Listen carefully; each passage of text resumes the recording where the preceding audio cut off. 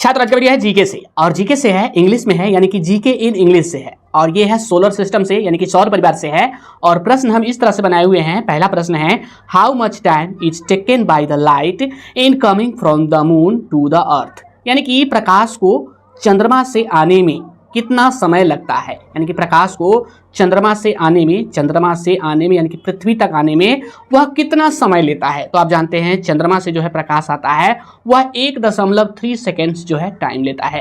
तो यहाँ पर हम लिखेंगे देयर, क्या लिखेंगे, there are 1.3 seconds taken by the light in coming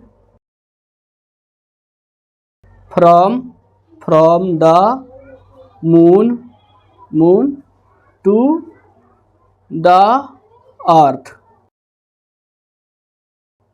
there are 1.3 second यानी कि 1 सेकेंड, और जो है ये दशमलव में है यानी कि एक, यानी कि यूँ कहें 1.25 सेकेंड से थोड़ा ज़्यादा है, ठीक है। 1.3 seconds taken by the light in coming from the moon to the earth, यानी कि चंद्रमा से प्रकाश को पृथ्वी तक आने में 1.3 सेकेंड्स का टाइम लगता है, यानी कि इतना टाइम ये लेता है प्रकाश, ठीक है।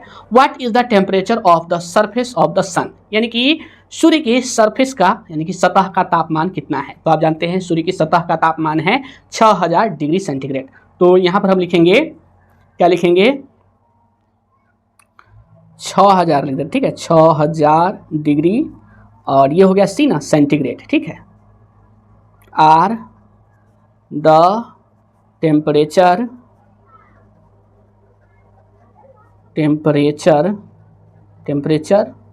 Of the surface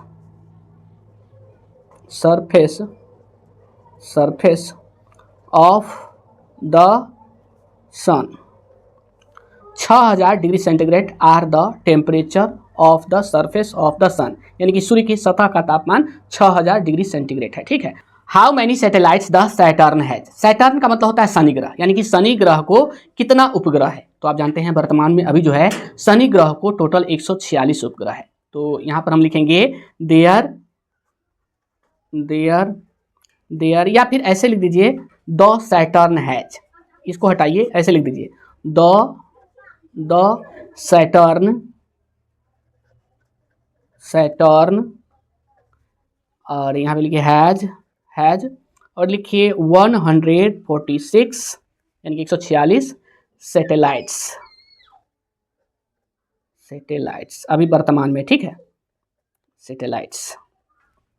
which is the nearest heavenly body from the earth, यानी कि पृथ्वी से सबसे नजदीक का जो है हेवनली बॉडी, यानी कि ग्रह उपग्रह सभी को हम जो है हेवनली बॉडी बोलते हैं, ठीक है।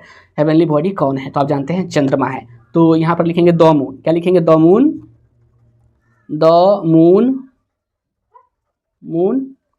और लिखेंगे इज द नियरेस्ट यानी सबसे नजदीक का, nearest heavenly body from the earth.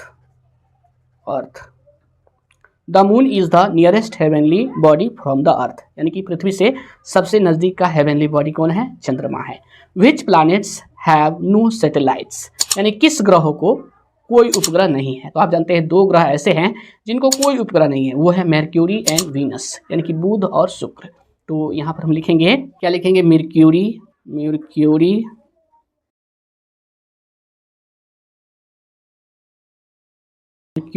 And Venus have no satellites.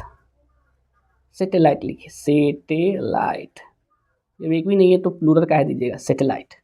Which is the brightest star, सबसे चमकीला तारा कौन है, स्टार मतलब तारा और ब्राइटेस्ट मतलब सबसे चमकीला। तो सबसे चमकीला तारा है साइरस, क्या लिखेंगे, the Cyrus,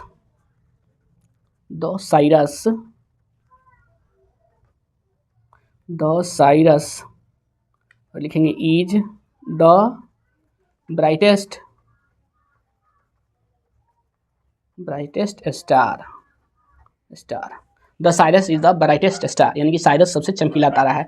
what is the shape of the Milky Way, यानी कि मिल्की वे का मतलब क्या हुआ, आकाशगंगा, यानी कि आकाशगंगा का आकार क्या है, तो आकाशगंगा का आकार है सर्पिल, यानी कि स्पाइरल है। तो यहाँ पर लिखेंगे the shape of the Milky way is spiral मतलब सर्पिल बोलते हैं या चक्राकार बोलते हैं, ठीक है। The shape of the Milky way is spiral, यानी कि आकाशगंगा का आकार स्पाइरल है, सर्पिल है।